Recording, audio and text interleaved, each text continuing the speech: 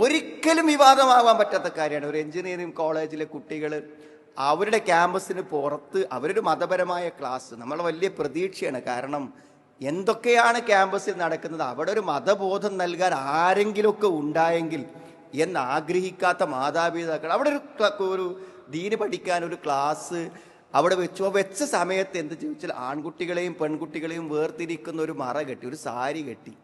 അതെന്തൊരു വിവാദം സുഹൃത്തുക്കളെ! എന്തെല്ലാം വലിയ വിവാദങ്ങളാണ്, കോലാഹലങ്ങളാണ് ഉണ്ടാക്കിയത്. ആരൊക്കെയാണ് പ്രതികരിച്ചത്? നിങ്ങളൊന്ന് വെറുതെ ആലോചിച്ച് നോക്കുന്നു. നിങ്ങളുടെ അവിടെ പെൺകുട്ടികൾക്ക് മാത്രം സ്കൂൾ ഉണ്ടായിരുന്നു, ഗേൾസ് സ്കൂൾ ഉണ്ടായിരുന്നു. അത് എന്തിനായിരുന്നു? അന്നത്തെ കാലത്ത് ആണുങ്ങൾ പഠിക്കുന്ന സ്കൂളിലേക്ക് പെണ്ണുങ്ങൾ ഇല്ല എന്ന് പറഞ്ഞൊരു സാഹചര്യം ഉണ്ടായിരുന്നു. അതുകൊണ്ട് പെൺകുട്ടികളുടെ വിദ്യാഭ്യാസത്തെ പ്രോത്സാഹിപ്പിക്കാൻ വേണ്ടി. ഇനി ആലോചിച്ചൊക്കെ, ഞാനും നിങ്ങളൊക്കെ സ്കൂൾ പഠിച്ചാൽ ആണും പെണ്ണൊക്കെ ഒരു ബെഞ്ചും വരുന്നാ പഠിച്ചത്.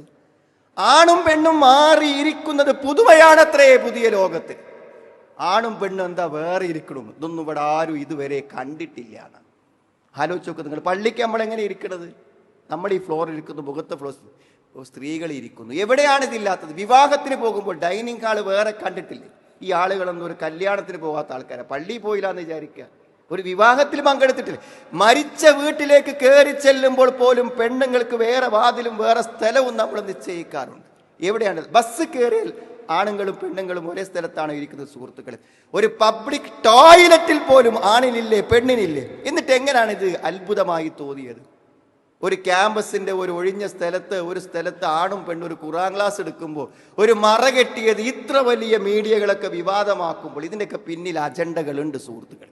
അങ്ങനെയൊക്കെയുള്ള മതമൂല്യങ്ങളെ, പരമ്പരാഗതമായി പാലിച്ചു വരുന്ന മതമൂല്യങ്ങളെ, മതപ്രമാണങ്ങളെ, തത്വങ്ങളെ ഓരോന്നിനെ വിവാദം സൃഷ്ടിച്ച് പുറന്തള്ളാനാണ്. അവിടെയാണ് നമ്മളെന്തായാലും ഇതൊക്കെ വിശദീകരിച്ച് പറഞ്ഞു കൊടുക്കണം. എല്ലാവരും പ്രതികരിക്കണം, ആണും പെണ്ണും എല്ലാവരും പ്രതികരിക്കണം. എന്താ ആൺകുട്ടികളും പെൺകുട്ടികളും വേറെ ഇരുന്നാൽ, പെൺകുട്ടികൾ ബാക്കിലെ ബെഞ്ചിലും ആൺകുട്ടികൾ മുമ്പിലെ ബെഞ്ചിലും ഇരുന്നാൽ എന്താ?